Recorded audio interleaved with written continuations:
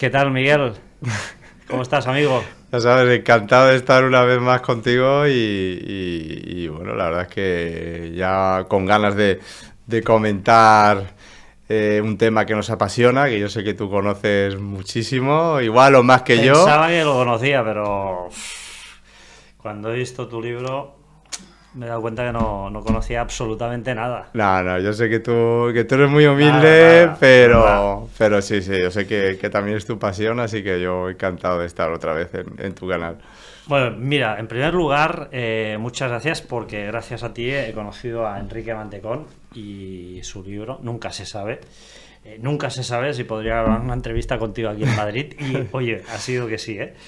Y hace ya un tiempo, un tal Miguel Labrador, que seguro que tú conoces, De que me algo, sí, dedicó de este algo. libro, Las piedras de los dioses, pues yo compré este libro, maravilloso por cierto, y quedó pendiente esta entrevista hasta que yo pudiera acabar de leerme el libro y profundizar en ciertos temas, ¿no? Miguel Labrador, investigador, piloto, hombre polifacético, evidentemente, y sobre todo apasionado de estos temas que tanto nos gustan. Lo primero que te voy a preguntar es dónde podemos encontrar este libro. Pues ahí, la verdad es que en cualquier librería, en principio, en el Corte Inglés, en NAC y demás, lo más fácil, es verdad, que lo más cómodo, ya sabes que es Amazon, ¿no? Pero bueno, Casa que del Libro en Madrid, ¿eh? Casa del Libro, o sea, en cualquier parte en teoría debería de estar. Entonces, bueno, pues ya digo, sobre todo ahora lo que estoy, a ver si ya llegamos a la tercera edición, que me haría mucha ilusión, pero bueno, eso ya es que ha tenido un buen éxito. ¿Sabes con quién compré este libro? No, no lo sé. Iban dos personas conmigo. Mi mujer y Isabela Herranz. Anda, ¿Sí? vamos, mira. Isabela Herranz. Estaba con las dos y compré este libro con ella justamente. Qué bien.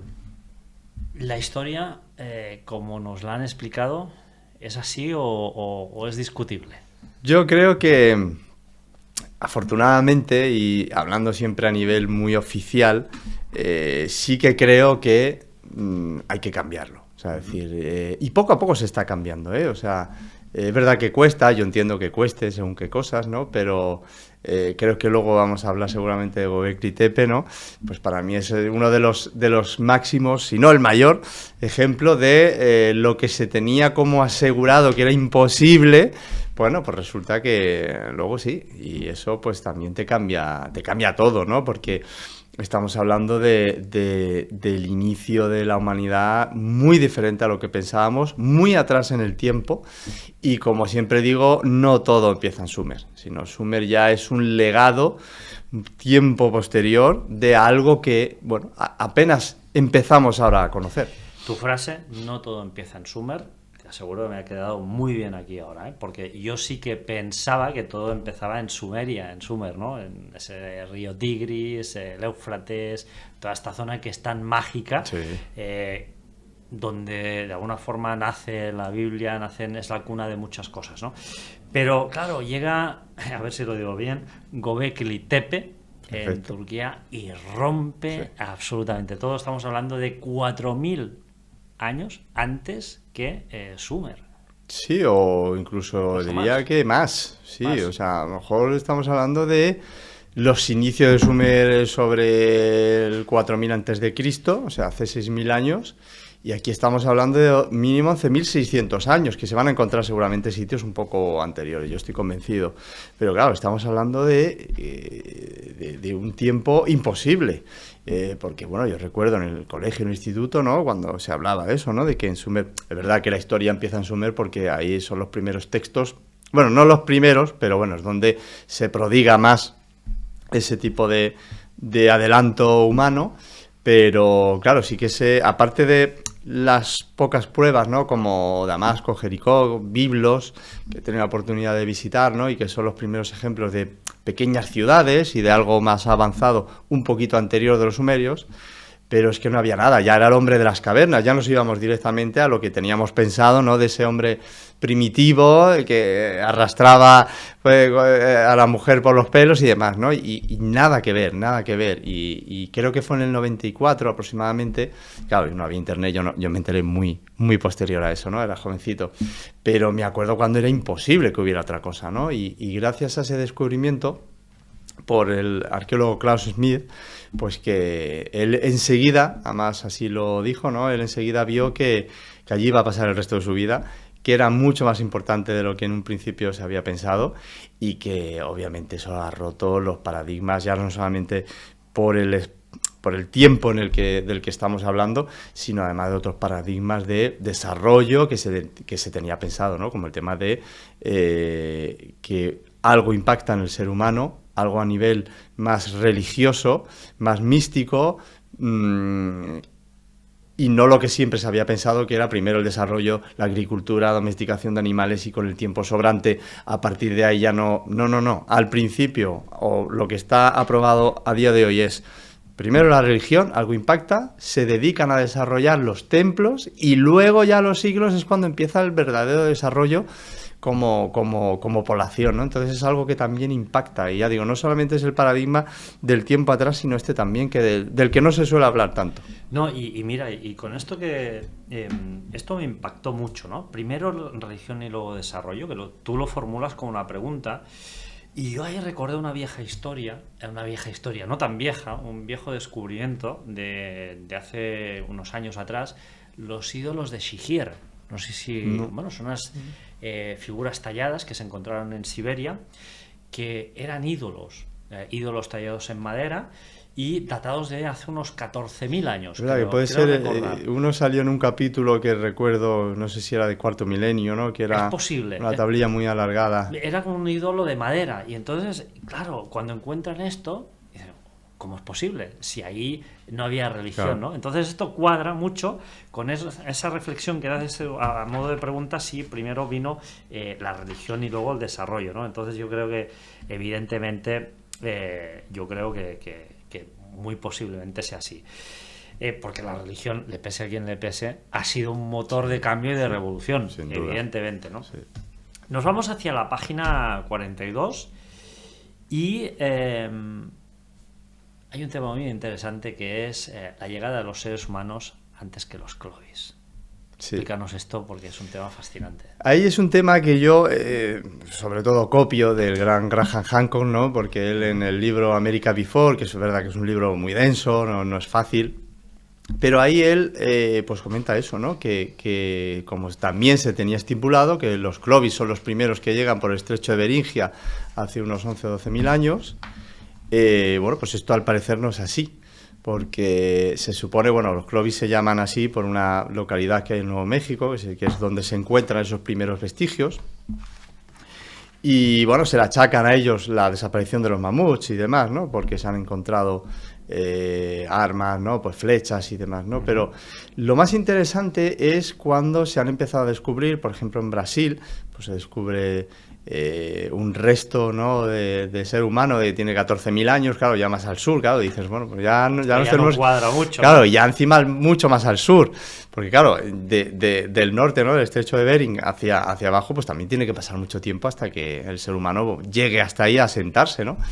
Pero es que luego empiezan a encontrarse arqueólogos y paleontólogos, bueno, pues también dataciones imposibles, o sea, estamos hablando de que él sitúa en varios yacimientos norteamericanos de 50.000 años.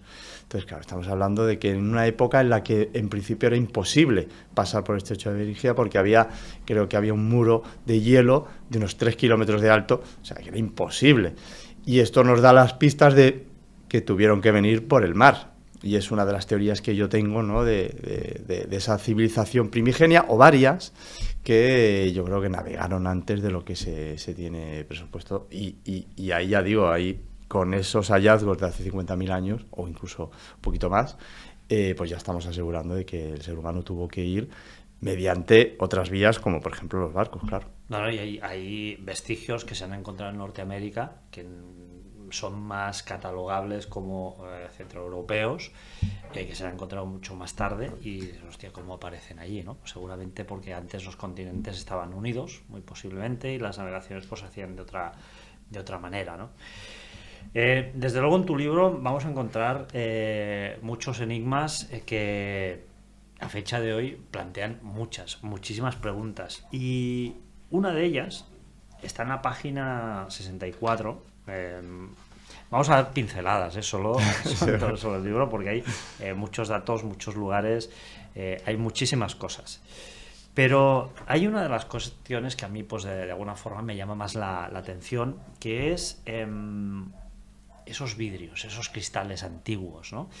Y, por ejemplo, el templo de Júpiter y esas piedras vitrificadas. Todos sabemos que se necesitan temperaturas de 1200 grados mínimo para poder hacer estos cristales transparentes. Y, evidentemente, esto en aquella época... ¿Qué pasa en aquella época? ¿Se podía? ¿No se podía? ¿Es un misterio? Es un misterio, porque eso en teoría no era unas capacidades que tuvieran, ¿no? El templo de Júpiter ahí en Baalbek, ¿no? Es verdad que Baalbek también es otro sitio que bueno, se necesita 8 capítulos para poder completar todos los misterios que Baalbek, que es sin duda uno de los sitios más fascinantes que yo haya visto nunca. Júpiter es cierto que claramente es un templo romano, no hay ninguna duda.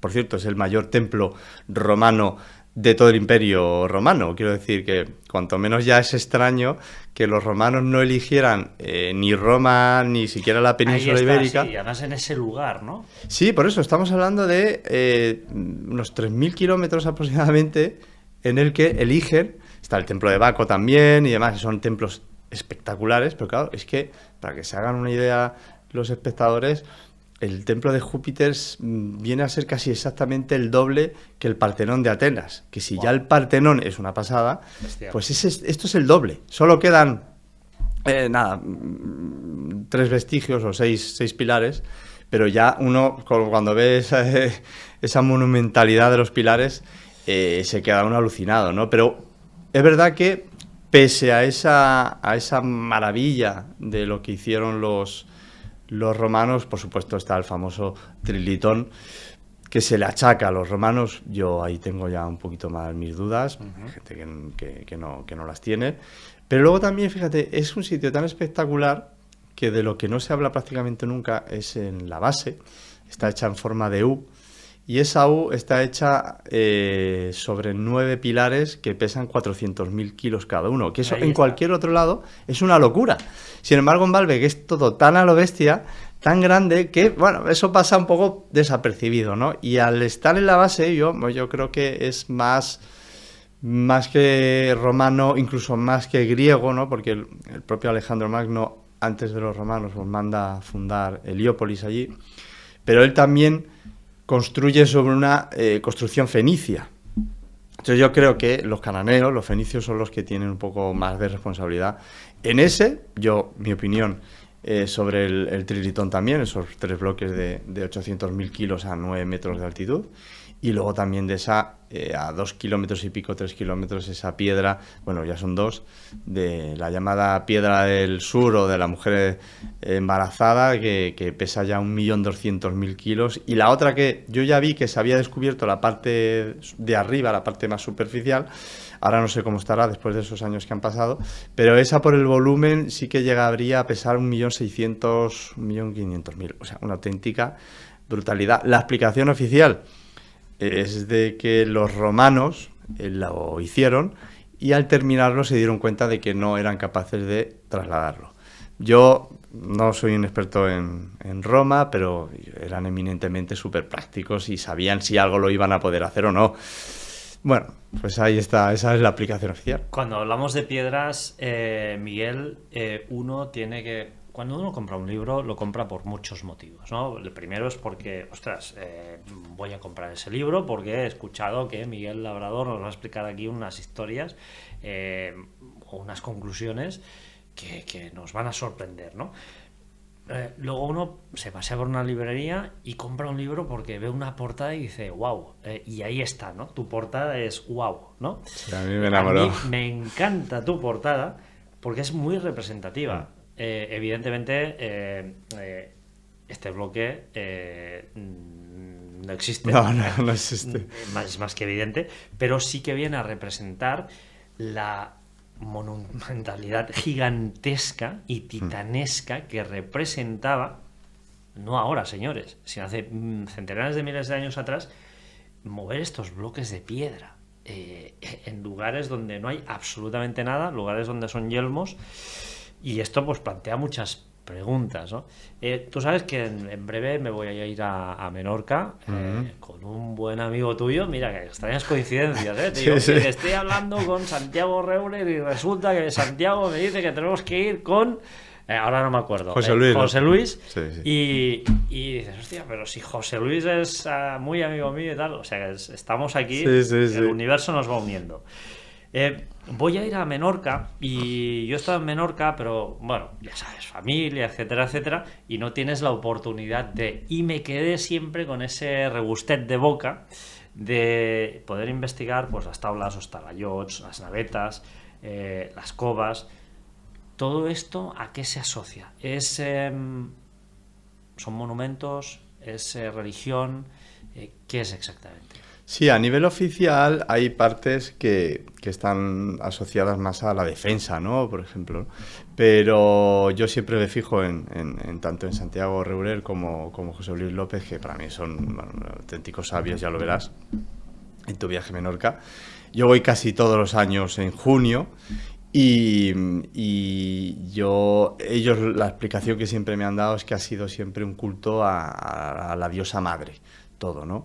Luego, como siempre digo, si uno se fija, ¿no? Pone en Google cualquier taula menorquina y pone Göbekli Tepe, bueno, pues ya digo, esto es una herejía, siempre digo lo mismo, pero es que es un parecido bestial, cuanto menos sospechoso. Quiero decir que es verdad que en principio unos tendrían 3.000, 4.000 años y los otros nos vamos a 11.600, pero de esa forma es que es exactamente igual.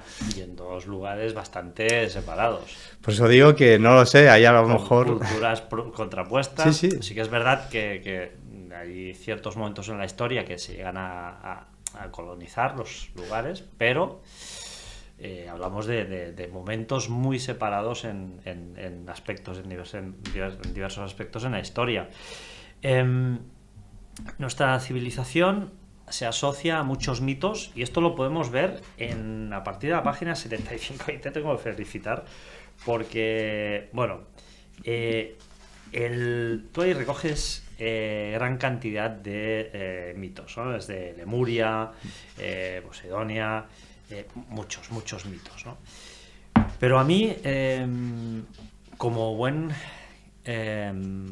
cristiano, que soy, cristiano, cristiano, creyente, hay uno que me impacta mucho y que me impactó mucho sobre todo cuando estuve en Estados Unidos, porque cuando estuve en un poblado Hopi ya se hablaba ahí, y en grabados anteriores a la Biblia, de un diluvio, ¿no? Es decir, la civilización desaparece de alguna forma bajo un diluvio y vuelve a renacer. ¿Esto sería posible? Pues ahí para mí es y ahora me voy a meter seguramente en un segundo trabajo con otros mitos, ¿no? Sobre todo de la creación y esa edad de oro, ¿no? Que es una de las cosas que más he perseguido y que perseguiré seguramente. Pero a mí el que más me dejó en shock en la investigación para este libro es el hecho del diluvio, ¿no? Porque yo conocía al principio que el diluvio aparecía, obviamente, en la Biblia, que sabemos que absorbe, como tú bien decías antes, ¿no? De esos primeros escritos de los sumerios. Uh-huh. Y sabía, que ya me llamaba la atención, que el Popol Vuh, lo que vendría a ser la Biblia de los mayas, pues aparecía curiosamente también una historia muy parecida, y de hecho siempre se había comentado que lo más probable era que a la llegada de los españoles, ¿no? A la llegada de los conquistadores, bueno, pues ellos hubieran tenido una influencia y realmente por eso se parecería tanto a la Biblia, ¿no? ¿Qué es lo que pasa? Que sobre todo en Guatemala, ¿no? Con la pirámide del Mirador, cuando se descubre que es la pirámide más alta de toda América, es espectacular, he tenido la suerte de subir a la cima y todo. Ahí hay unos frisos... Hay una foto tuya, ¿no? Encima. Sí, sí, exacto. Además con el dron, puedes sacar el dron y demás. Y entonces ahí aparece en la base de esa pirámide un friso en el que, bueno, pues se recogen las historias del Popol Vuh, y estamos hablando de que eso sería el preclásico maya del 200 antes de Cristo. Así que ya ahí la influencia española era imposible. Entonces, claro, eso ya me parecía espectacular, ¿no? De cómo es posible que se hablara de lo mismo sin conocerse, ¿no? Pero claro, ya cuando me meto a investigar sobre el libro, veo, siempre lo digo, veo que hay hay unas 200 tradiciones muy, muy parecidas, en algunos casos casi exactos, en el que siempre, también lo digo, hay unas 70 de ellas, sí que es verdad que por proximidad entre los pueblos sería muy factible la transmisión, ¿no? Pero claro, nos quedan más de 130 que no se podían conocer en absoluto, ni en el espacio ni en el tiempo. De los celtas, tú lo decías, los hopis, los mayas, los aborígenes australianos, tribus en África, es decir, está por todo el mundo. Y claro, ¿qué es lo que pasa? Que hace no mucho, es un descubrimiento reciente del que hablan sobre todo Graham Hancock y Robert Salk, cada uno con su teoría, pero basado en mucha ciencia. Bueno, se descubrió el Dryas reciente, ¿no? El Younger Dryas. Y ahí se ha demostrado que, ya veremos el motivo realmente, pero ahí hubo una subida repentina del mar de unos 120, 125 metros. Uh-huh. Y eso, claro, eso es una catástrofe mundial. Claro. Y todo lo que era la costa en esa época, todo se inundó.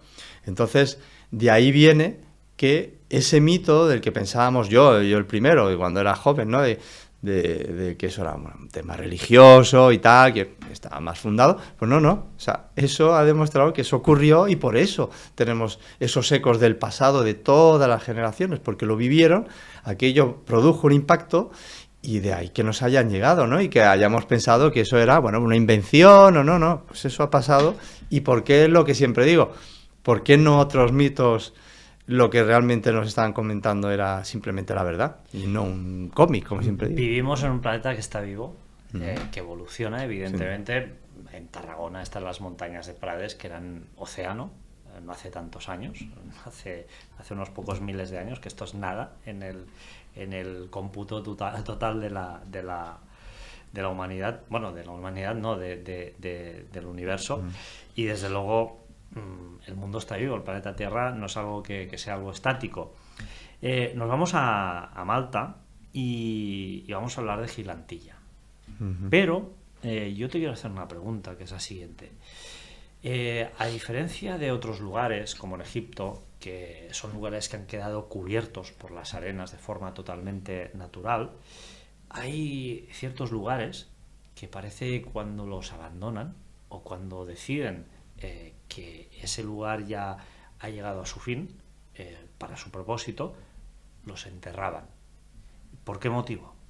Sí, ese es otro de los grandes misterios que tenemos, ¿no? Y la mayor prueba para mí es Göbekli Tepe, ¿no? Porque eran recintos muy, muy grandes. De hecho, solo se conoce, creo que un 5% de todo lo que había, ¿no? Cuando estás allí, ves toda la colina y a mí me comentaban, ¿ves todos esos como bultos y demás? Pues esos son sitios igual que el que estás pisando, ¿no? O sea, que eso era enorme. Tapar eso es una barbaridad. Es casi el mismo trabajo que hacerlo.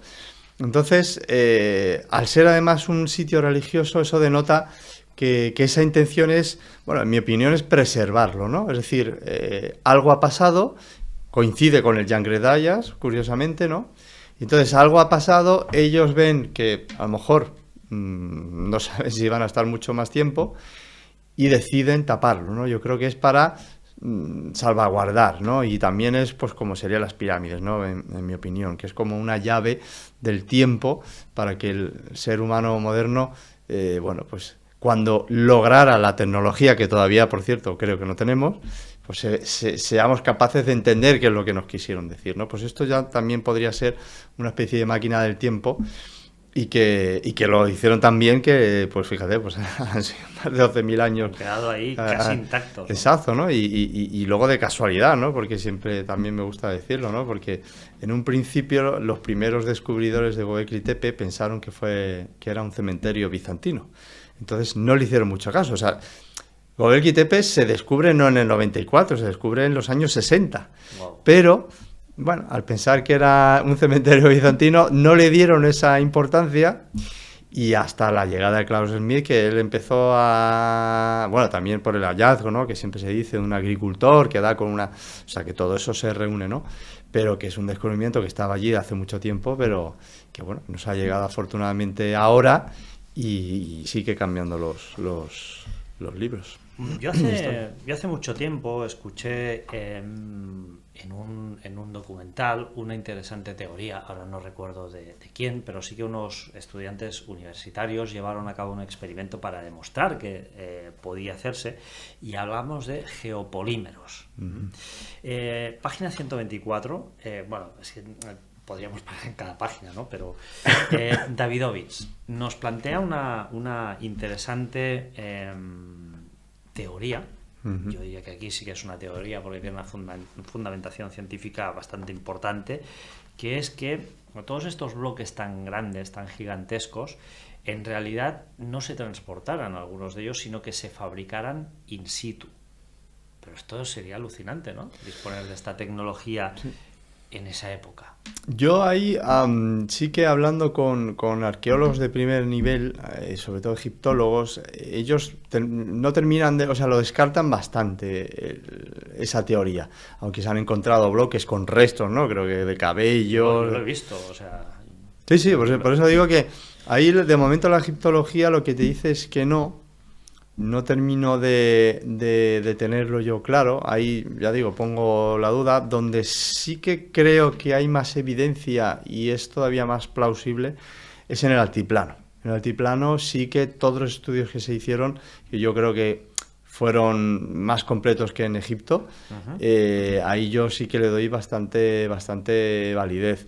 No obstante, en ambos sitios se ha demostrado que la manipulación, el corte, moldeo, lo que sea, es tan espectacular que a mí no me sorprendería, por supuesto, que también se hubiera hecho, porque como has dicho, sí que se ha demostrado que hay mucha roca que viene a 800 kilómetros de Giza, o sea que se sabe exactamente dónde se ha cortado, pero la capacidad que tenían esas culturas es que hacían lo que querían con la piedra. Y no me sorprendería para nada, y por eso yo pongo los estudios de Davidovich, que en mi opinión son bastante serios. Él no es un don nadie, o sea, es una persona que conoce como nadie en el mundo. Si quiero decir que, por eso digo, o sea, que yo le doy validad, y sobre todo, o en mi opinión, donde tiene más fundamento, sobre todo, es en los estudios que hizo en el altiplano, tanto en Bolivia como en Perú. A mí me parece que, en mi opinión, insisto, yo no soy quien para refutar si alguien me dice, si un arqueólogo en Perú me dice que no, o si un egiptólogo me dice que no. Yo tengo siempre mis dudas, pero creo que hace un estudio espectacular. Yo te tengo que decir que, bueno, hace un momento estábamos hablando con Quique Mantecón, los dos hemos estado en la pirámide de Keops. Tú cuando estás delante de la pirámide de Keops, lo primero que te sorprende es la perfección de esos bloques, y que entre cada bloque es que no cabe una hoja de papel. Es impresionante eso. No cabe una hoja de papel. Y eso todavía no se ha explicado. Eso es tal cual. O sea, eso... Y se ha descubierto que el desplome que hay de punta a punta de la pirámide, la poca variación de grados que hay, es debido al peso de la pirámide. Eso Es algo alucinante completamente, ¿no? Y otra cosa, si me permites, que me encanta siempre decirlo, de una conferencia que vi de los hermanos Bobal, que Robert es ingeniero y Jean-Paul es arquitecto. Claro, son egiptólogos, egipcios, y que encima son técnicos. Y una cosa de Jean-Paul dijo que me impactó es, ya no vamos a entrar en cómo se hizo el corte, ya no vamos a entrar en eso, es que solamente la capacidad de saber que esa parte del terreno, porque yo te digo, yo no pongo un cuadro en casa, yo el suelo, no se va a ir el suelo. Claro. Pues no, él decía, solamente el hecho de saber que esa parte va a aguantar esas miles de toneladas de peso, eso ya te está demostrando una capacidad que él no se explica como arquitecto, no se lo explica, porque para eso hoy en día necesitamos una tecnología impresionante y de alguna forma, aparte, manipularon también la meseta para que quedara así. Quiero decir, la meseta no es como la vemos ahora, sino que era diferente y ellos lo manipularon, que solamente ese trabajo ya son, bueno, son unas capacidades que ya digo, hasta el mínimo detalle es espectacular. Desde luego, ¿eh? Estas piedras de los dioses y en este caso, nunca mejor dicho, la Atlántida en Huelva. Yo ahí tuve la enorme suerte de contar con el gran Claudio Lozano, que es espectacular. O sea, es el doctor en historia, buceador profesional, pero ya como persona es espectacular el trabajo que ha hecho. Y él sobre todo está trabajando mucho. A él, yo lo entiendo y siempre lo apoyo. La palabra Atlántida es como que chirría, porque se ha utilizado, tú lo sabes mejor que yo, como se ha utilizado de todas las maneras. Es como la palabra ufología, ¿no? que bueno, efectivamente.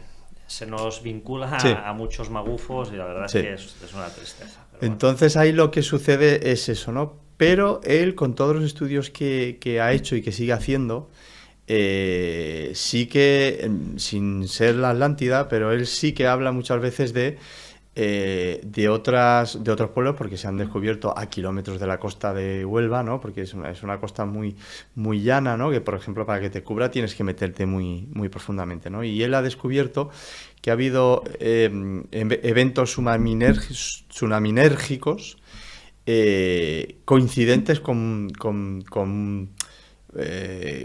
los desastres que, por ejemplo, los romanos ya comentaron, más atrás en el tiempo, ¿no? Y entonces sí que se están viendo vestigios en las profundidades de la costa de Huelva que sí que, por lo menos una cultura anterior a lo que se pensaba y que eran capaces de hacer muelles y barcos y demás, ahí está. Luego ya veremos si también lo que dicen del Parque Doñana, en otros estudios que han hecho en la universidad tanto alemana como norteamericana, ¿no? Que hay ciertos indicios, bueno, pues a lo mejor eran los fenicios, no lo sabemos del todo, pero sí que hay evidencias de que allí algo se produjo y que coincidiría en épocas y en conceptos con la Atlántida. Eso sí que es cierto, ya digo yo, lo que diga Claudio para mí es sagrado. Una de las cosas que tiene tu libro, igual que el de Enrique, es que nos hace viajar por todo el mundo.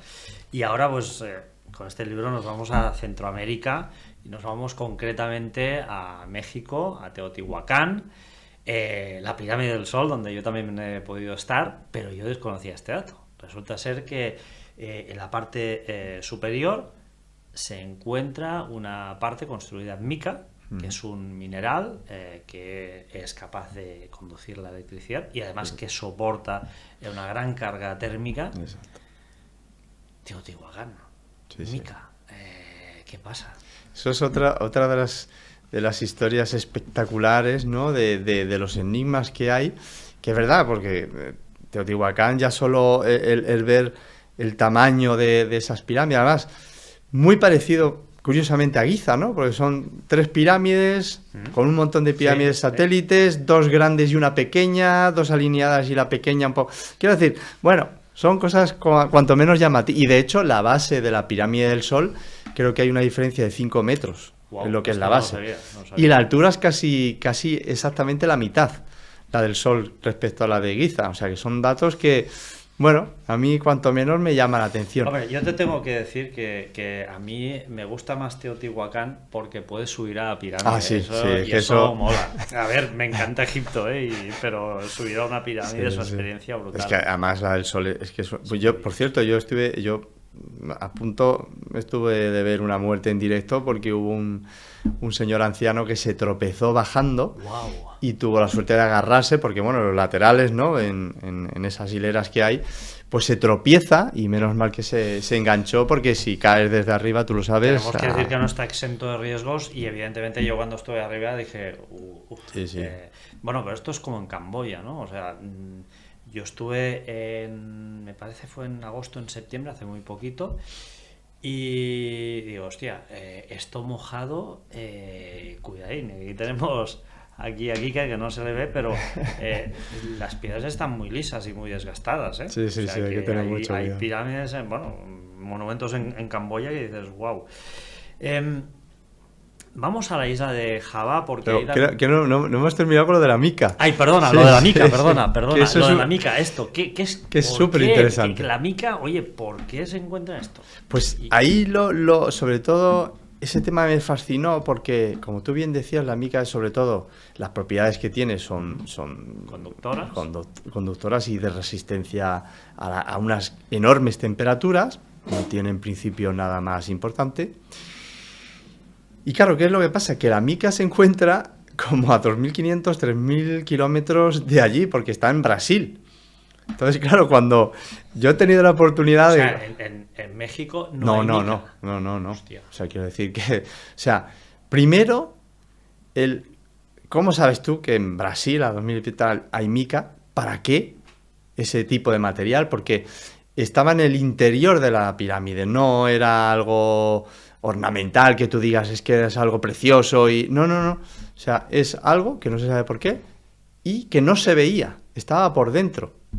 Y además tiene la particularidad que, por lo que me dijeron, esas planchas que llevaran son muy sensibles. Es decir, que aunque tengan mucha capacidad de resistencia térmica, pero luego a un golpe se rompe. Vale. Entonces, miles de kilómetros por la selva, porque, como voy a comentar, para llegar a la pirámide del Mirador, pues tienes que hacer un camino sin que se rompa. Maya.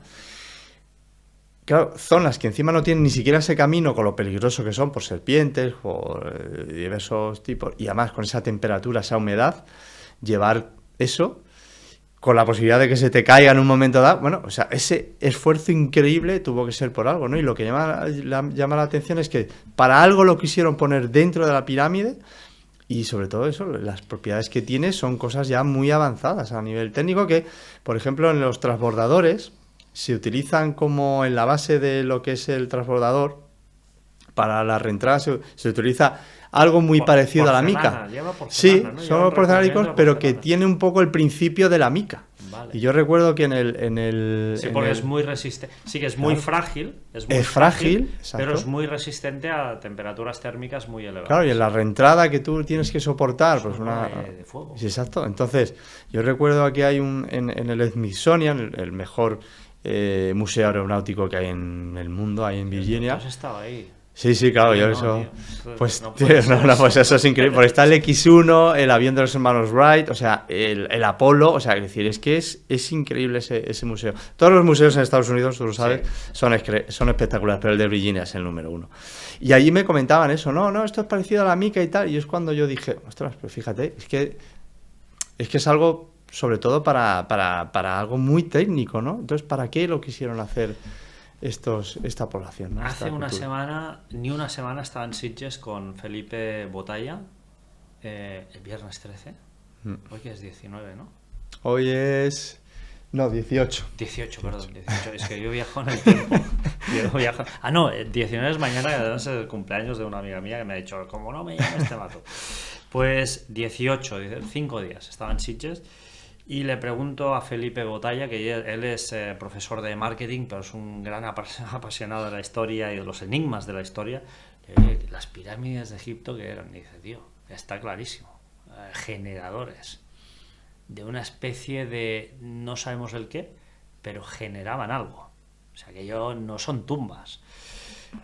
O sea, pero encontrar mica en Teotihuacán, pues yo esto lo desconocía. O sea, esto está en tu libro. Sí, Hay muchas más cosas en tu libro, ¿eh? Estamos simplemente sobrevolando y muy por encima del libro, ¿eh? Ahora sí, nos vamos a la isla de Java.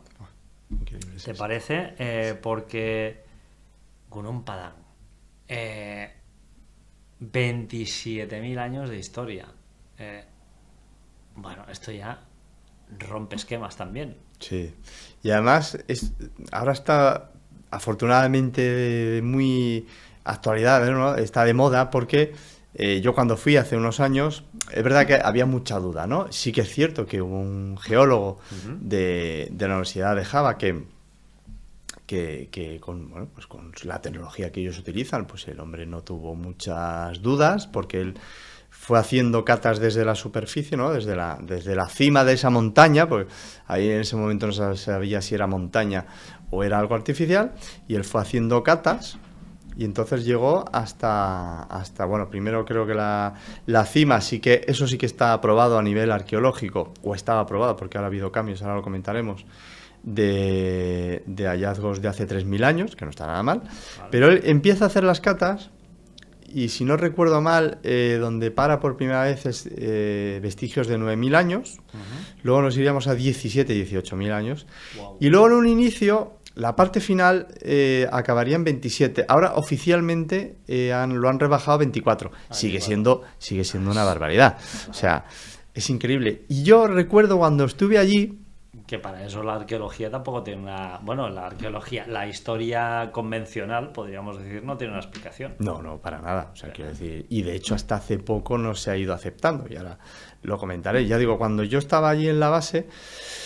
Bueno, como todo es una jungla y demás, yo no terminaba, yo siempre a los sitios intento ir lo más neutro que puedo, porque a mí yo siempre digo, hay que contar con la arqueología oficial, luego las teorías que vayan saliendo, ¿no? Pero yo siempre procuro decir, esto no está reconocido, vamos a ver qué es lo que yo veo, ¿no? Bueno, empiezo a investigar y tal, unas escaleras con restos volcánicos, obviamente artificiales, pero bueno, yo según iba subiendo, yo recuerdo, y lo pongo en el libro... Yo me inclinaba más por algo natural, algo natural y que el ser humano lo hubiera de alguna manera moldeado, modificado. Bien. Luego, conforme iba subiendo más, sí que empezaba a haber vestigios ya demasiado artificiales como para que eso fuera algo natural. Y luego, por supuesto, la parte de arriba, ya con todos esos bloques de origen volcánico, obviamente subidos por la mano del hombre o del ser humano. Bueno, pues eso sí que me quedó claro, ¿no? Saqué el dron, hice las imágenes y demás, tal. O sea, esa mole quizá no sea fruto de la naturaleza, sino de la creación del ser humano o de algún tipo de civilización. ¿Qué es lo que ha pasado? Allí fue Graham Hancock. Recordemos, 27.000 años, Ahora ya, yo digo, oficialmente 24, pero sí, pero es igual, 24.000, 3.000 ahí, aunque fueran 18. Es que 18 ya sería una barbaridad, o sea, es que estamos hablando de ya tiempos y, claro, lo fue a investigar Graham Hancock, que es por quien yo conocí ese sitio, tuve la suerte, siempre lo digo, de cenar, de tener una cena con él y con Robert Schoch, que no se me olvidará nunca. Entonces yo conozco este sitio a través de él, sé que Robert Schoch también fue a estudiarlo, y creo que Michael Collins y demás, entonces bueno, como pertenecen a ese grupo de herejes, pues bueno, pues ya sabes lo que sucede en estas cosas. ¿Qué es lo que pasa? Que este mismo año, 2024, una revista arqueológica alemana reconoce que Gunung pueda ser artificial, y de hecho se han encontrado... Creo que con LIDAR una serie de cuevas de unos 25 metros, más o menos por la mitad. Claro, yo eso sí que lo desconocía. Quiero decir que ya cuando a nivel oficial ya te están diciendo que, ojo que el trabajo que estaba comentando antes de este geólogo, que fue bastante vilipendiado, por lo menos cuando yo estuve por allí, ahora parece que se está reconociendo, porque vuelvo a insistir, si un científico... por muy raras dataciones que te vayan dando, pero si esa tecnología de hoy en día te está diciendo eso, pues tampoco hay por qué dudarlo, ¿no? Es decir, si lo estás demostrando, lo estás demostrando. Quiere decir que por mucho que no te cuadre con la historia oficial, no significa que no tenga que ser así, ¿no?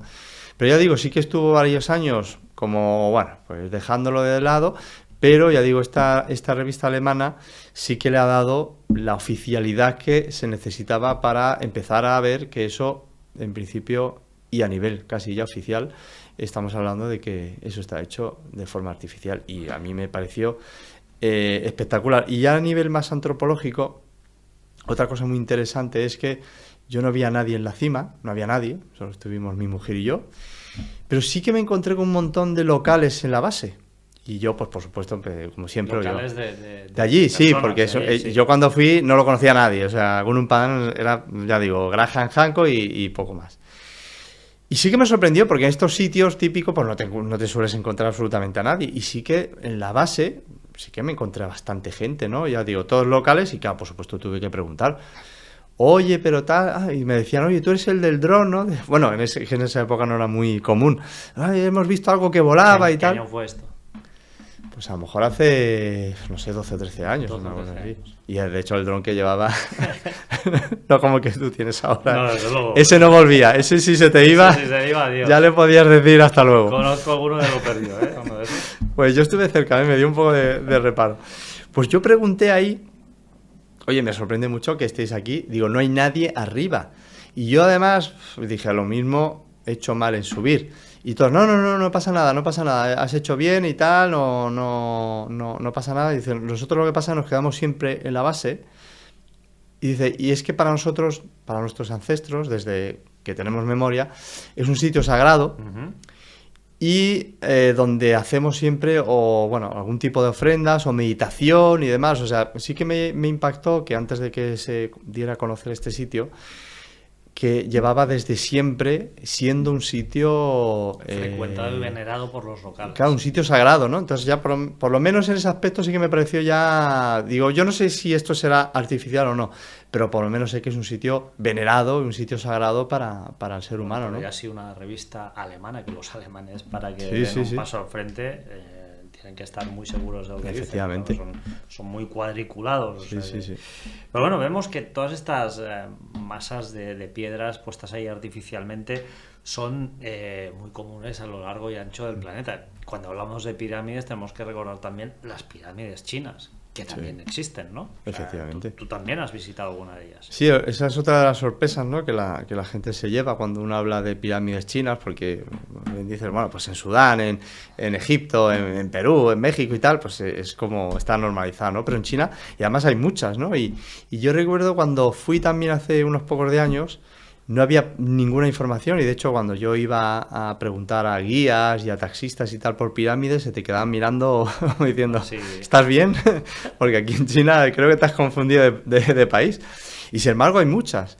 Y ahí con un dron un poquito mejor, y eso sí, con mucho cuidado porque además están todas muy cerca de lo que es la aproximación final del aeropuerto de Xi'an.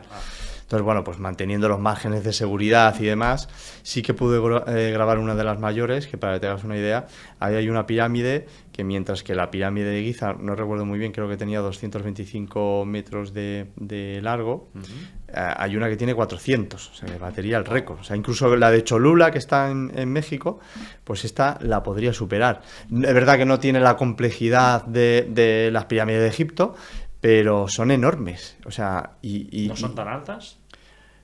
Son muy altas, pero no son tan altas. Son como más aplanadas, pero son unas moles tremendas. Vale. Y yo Digamos que no son tan verticales. No. Están más... Es más fácil subir. Vale. Son más bajas. Es más horizontal. Sí.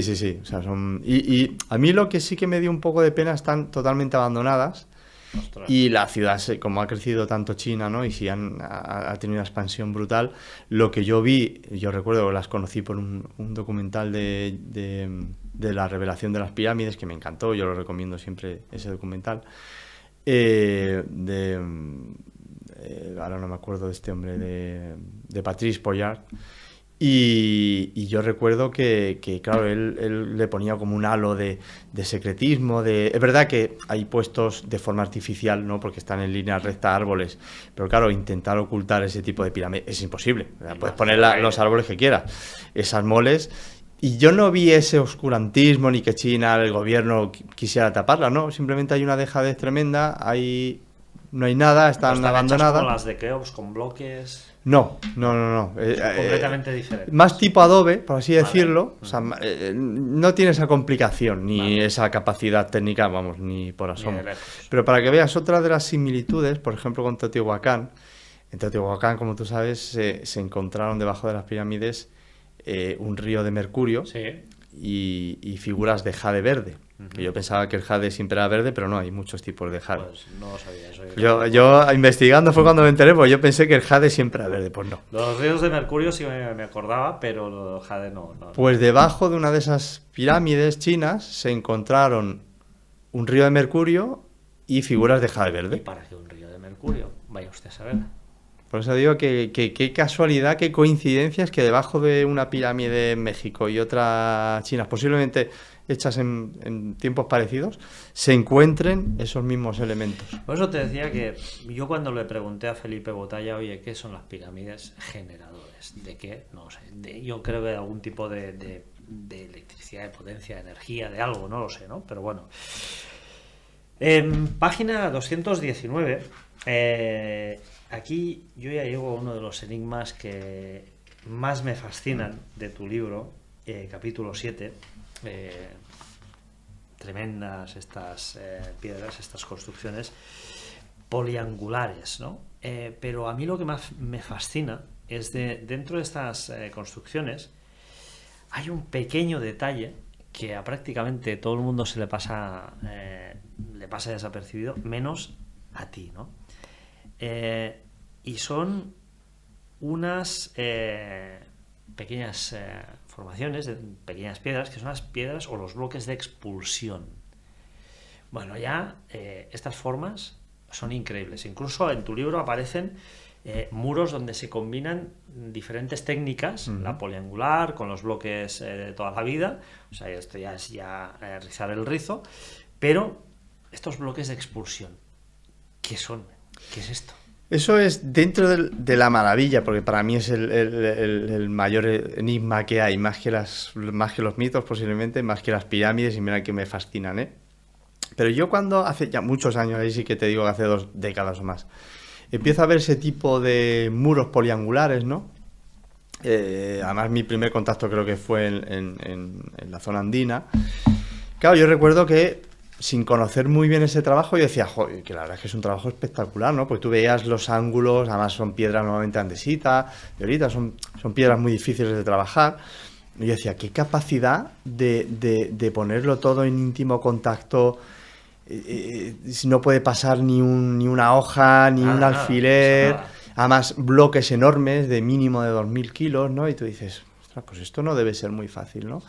¿Qué es lo que pasa? Que cuando empiezas a viajar por todas partes del mundo, ¿no? Y ves que hay ese mismo trabajo en Japón, por supuesto en Egipto, en India, claro, dices... En Perú también, ¿no? Me parece. Sí, en Perú, en Bolivia... En Bolivia, sí, Pumapunku, ¿no? Sí, o sea, claro, tú lo ves en todos esos sitios, además se dan en los sitios curiosamente más enigmáticos de lo que yo había leído. Yo decía, vamos a ver, aquí, ¿qué está pasando?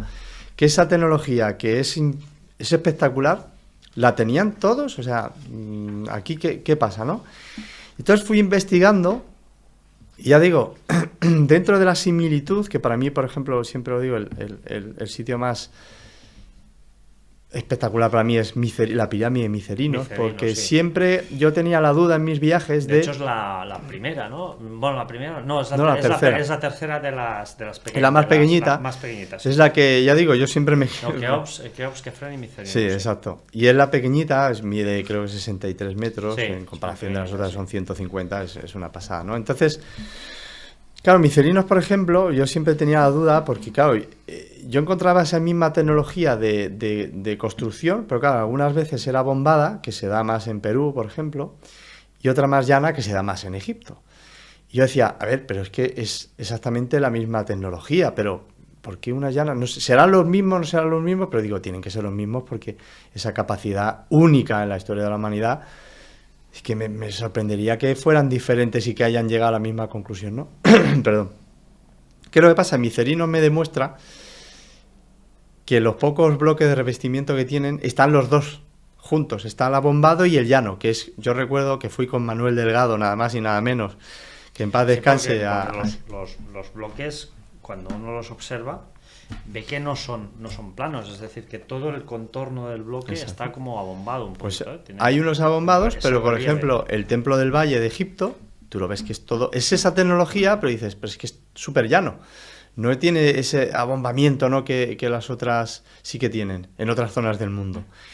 Y sin embargo, ya digo, en Micerinos es el único sitio del mundo donde yo me encontré que estaban los dos pegados, uno junto al otro, el abombado, que por el motivo que sea, lo allanaron, pero es que estaban los dos, con las mismas protuberancias, con todos los mismos... O sea, el abombado ese de alguna forma no solo... No trabaja, una piedra no trabaja... Bueno, no sé si trabajada... ¿Lo allanaron posteriormente? Yo creo que sí. Yo creo que es posible que en esos casos cogieran las piedras que fueran y ellos, con la técnica que fuera, lo allanaban de esa forma espectacular. Ya digo, a mí Micerinos, por eso me gusta tanto, ¿no?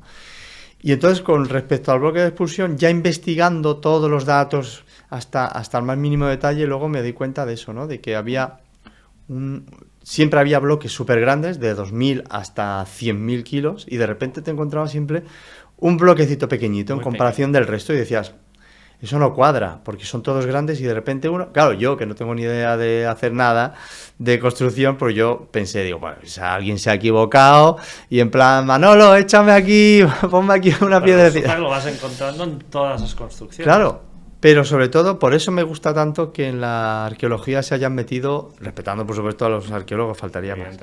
Pero me ha encantado que entraran los ingenieros, los arquitectos, porque claro, ellos son los que saben cómo se construyen las cosas y te dicen, no, esto no es que haya sido una equivocación. Esto es porque, aunque el propósito, creo, principal de este tipo de construcción es el antisísmico, porque es verdad que son capaces de aguantar en zonas muy sísmicas como es Perú, por ejemplo, ¿no? Y ahí están, que parece que están hechas antes de ayer. Pero en el hipotético caso de que ese terremoto fuera lo suficientemente grande para incluso tirar ese tipo de construcción, de alguna forma ellos hacían que toda la energía de ese movimiento pasara hasta llegar a ese bloque pequeñito, y ahí ese bloque salía expulsado y toda la energía con él. Entonces, solo sufría un mínimo destrozo, por así decirlo, de una piedra. ¿Y ha sido expulsado uno de estos bloques? Sí. Ya hay, por ejemplo, en el Parque Nix, que eso también es un parque que no lo conoce prácticamente nadie, que está justo al lado del Partenón. Ahí hay un muro que me dio un contacto ruso que me dijo, oye, Miguel, tú que estás investigando tal, ¿conoces esto? Y yo me quedé flipado. Le dije, no. Me dice, pues mira, al lado del Partenón, y justo me lo dijo, y al mes tenía que ir por trabajo a Atenas. Me dijo, pues al lado del Partenón tienes este muro de un parque que está abierto a las 24 horas, no va nadie, no lo conoce nadie. Y yo cuando llegué, hace también muchos años, yo recuerdo que yo me esperaba, pues digo, bueno, a ver si, digo, pues no sé si va a tener... Yo aluciné, porque son bloques enormes, del mismo tipo de trabajo, mismo tipo de cortes y tal, y justamente el que falta, el único bloque que falta es el de expulsión, es el más pequeño. Entonces ahí sabemos que ahí hubo un terremoto lo suficientemente importante como para derribar. Y fíjate, yo me fui luego al Museo Arqueológico, porque claro, yo me quedé impactado y yo tengo que preguntar, pero esperando que la respuesta fuera lo típico de, no, pues estos fueron los egipcios, pues estos fueron la Grecia, y las dos cosas que me dijeron me impactaron aún más, porque me dijeron, no sabemos quién lo hizo, pero esto ya estaba abandonado en la época de la Grecia clásica. Entonces, o sea, estamos hablando de que ese muro, como mínimo, tendría 3.500 años. Y por eso yo siempre digo que... Sí, yo te voy a decir unos 4.000 más o menos. Pues por ahí, o sea, quiero decir, eso como mínimo. Que sí. No se sabe de cuándo se hicieron. O sea, sabemos que en la época de la Grecia clásica eso ya estaba abandonado. O sea, tú imagínate, entonces... Y si sabemos que, por ejemplo, la pirámide de Micerinos tendría unos 4.600 años...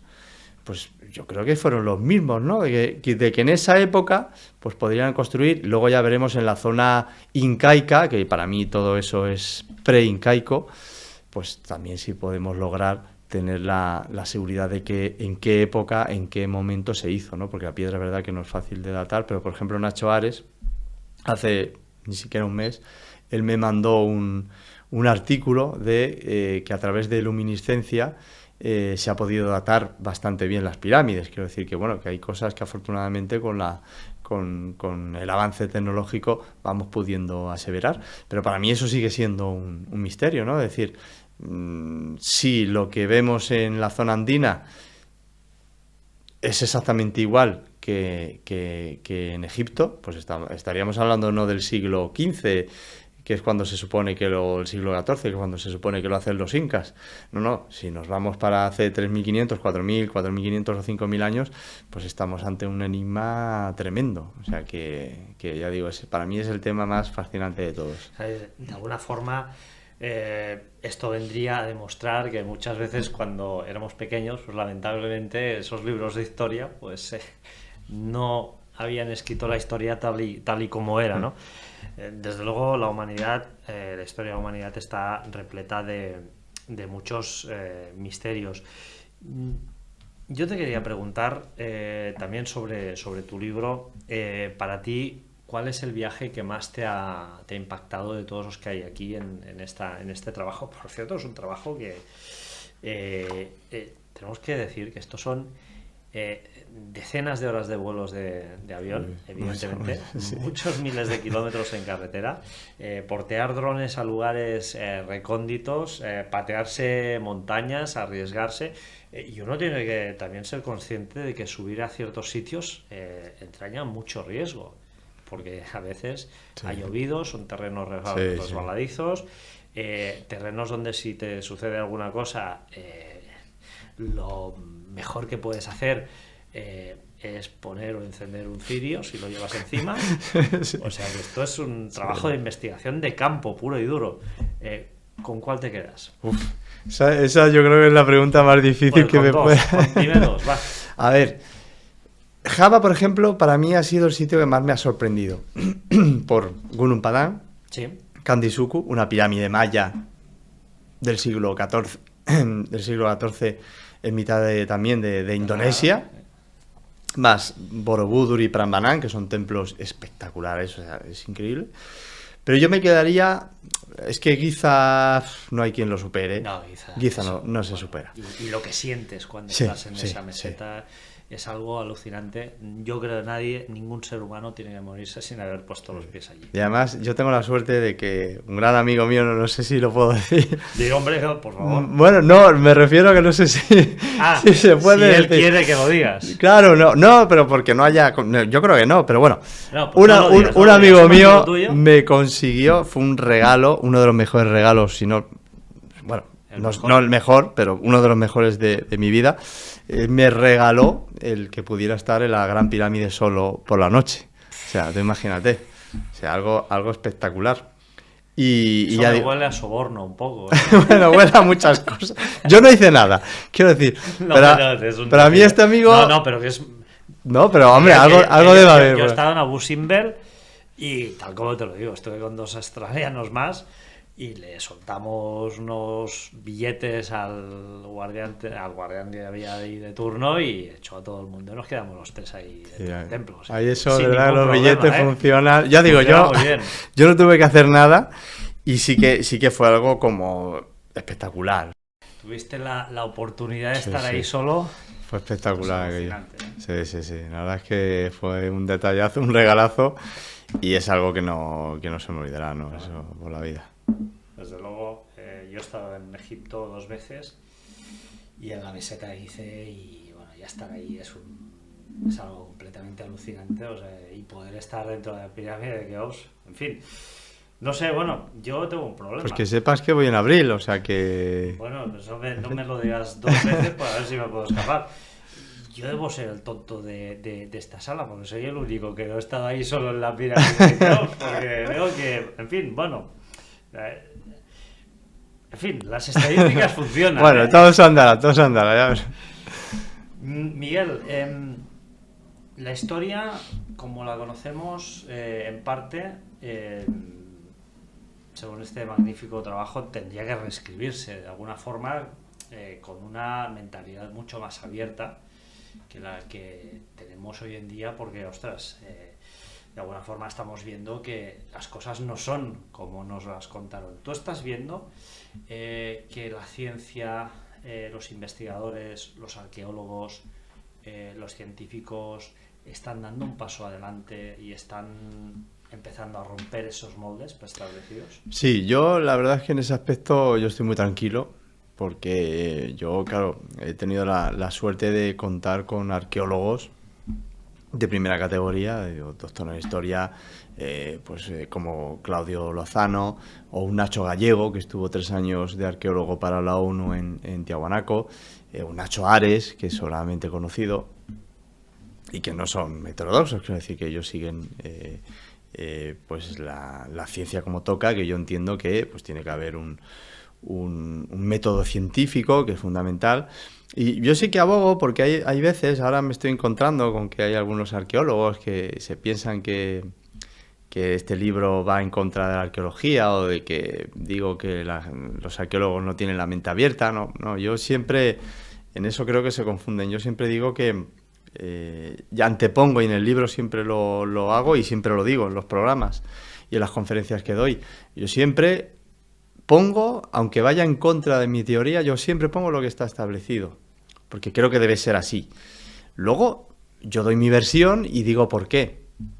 Y yo creo que no hay un problema en el sentido de que haya que abrir la mente, ¿no? Sino que, bueno, yo entiendo que si tú estás haciendo una carrera arqueológica o de historia, pues te tienes que basar en certezas, ¿no?